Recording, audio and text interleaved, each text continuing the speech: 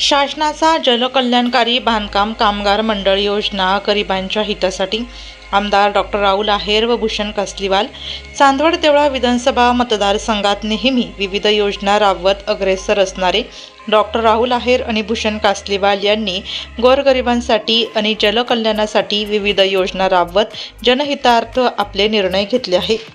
अशाच कल्याणकारी योजनांपैकी बांधकाम कामगार कल्याणकारी मंडळ यांच्या वतीने पुरुष व महिलांसाठी शासनाच्या बांधकाम कामगार या योजनेतील घरगुती भांडी संच वाटप चांदवड देवळा विधानसभेचे आमदार डॉक्टर राहुल आहेर यांच्या प्रमुख उपस्थितीत व चांदवडचे प्रथम नगराध्यक्ष भूषण कासलीवाल यांच्या माध्यमातून राबवून या महिला व पुरुषांना चांदवड येथील शासकीय विश्रामगृह येथे भांडी संच वाटप करताना न्याय दिलासा दिला आहे।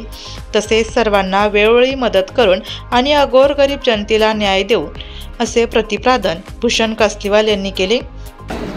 व महिलांसाठी आपण हा जो कार्यक्रम गेल्या 2 वर्षापासून करतोय भांडे वाटप, त्याचप्रमाणे आपल्या बांधकामचे जेवढे माणसं आहेत जे अहोरात्र मेहनत करतात आणि त्यांना कुठेतरी त्यांच्याकरता या सरकारने लक्ष द्यावं यासाठी आपल्या सरकारचे माननीय मुख्यमंत्री देवेंद्र फडणवीस साहेब त्याचप्रमाणे मंत्री यांनी ही योजना आखली आणि आपल्या सगळ्यांसाठी ही योजना देण्याचं काम सुरुवात केली।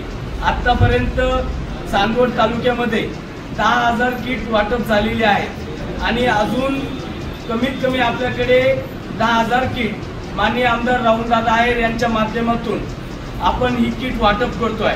आम्हाला आनंद होतोय का आपण आपल्या सर्व ज्या बहिणी आहेत, आई आहेत आणि जे आपले जे भाऊबंद आहेत यांना या सुखसुविधा मिळाल्या पाहिजे।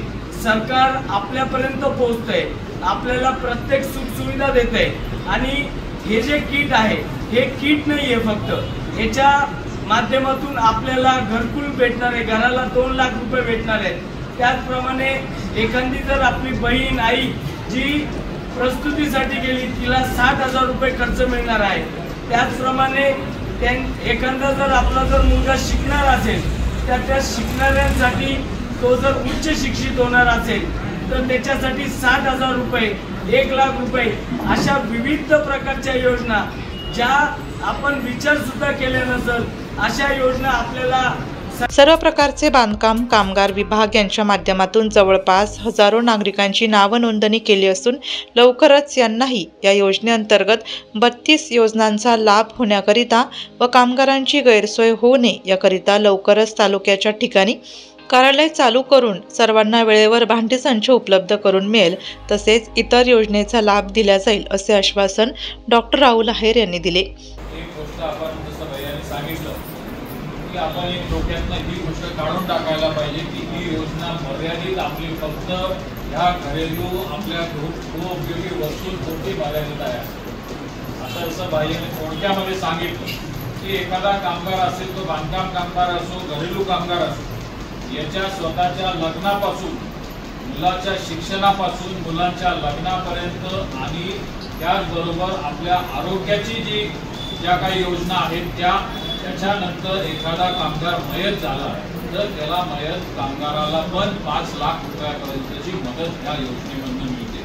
आपल्या शिक्षणाची असेल, आरोग्याची असेल, पेन्शनची असेल आणि दुर्दैवाने आपलं निधन होतं त्यावेळेसची पण योजना ही आपल्या मागे भरभक्कमपणे उभी आहे। आज जसं काय आपली महात्मा ज्योतिबा फुले जन आरोग्य योजना आहे, आयुष्मान भारत योजना आहे, याच्यापेक्षा पण जास्त चांगले पॅकेजेस आज तुम्हाला ह्या कामगार कल्याण मंडळामार्फत आपल्या आरोग्याला मिळतात।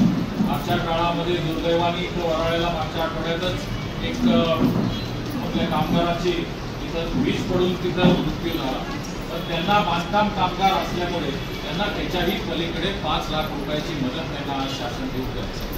त्याच्यामुळे याच्यासाठी सर्वात महत्त्वाचं आपलं जे कामगार कार्ड आहे ते मात्र कामगार कार्डवर आपण कमीत कमी दर वर्षाला 90 दिवस तरी आपण कामावर गेलेला आहोत याचा आपल्याला तिथं तिची नोंद केली पाहिजे।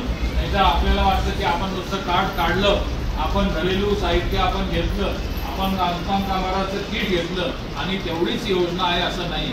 आपल्याला जे काही बांधकाम कामगार आहेत किंवा इतरही विशिष्ट जे कामगार आहेत त्यांच्या ट्रेनिंगसाठी पण शासनाने आता नव्याने योजना आणली।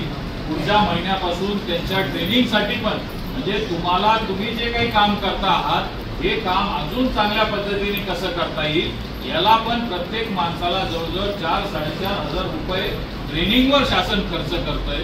आज मोठ्या प्रमाणामध्ये शासन एकीकडे आपल्या समाजामधले कष्टकरी असतील, जे माता भगिनी असतील यांच्यासाठी अनेक योजना जेव्हा हे शासन करतंय, आदरणीय मोदीजींचं 2047 पर्यंत हा देश हा विकसित देश करण्याची जी काही भावना आहे आणि याच्यामध्ये हा देश जडणघडण ह्या देशाची करत असताना, या देशाची उभारणी करत असताना सर्वात मोठा हातभार हा आपल्या कामगारांचा लागणार आहे। आणि या कामगारांच्या आयुष्यामध्ये जसं घरकुलापासून तर आपल्या शिक्षणापर्यंत प्रत्येक आपल्या आयुष्याच्या अंगाला आज शासन आपल्याला तिथं कुठल्या ना कुठल्या पद्धतीची मदत करतंय।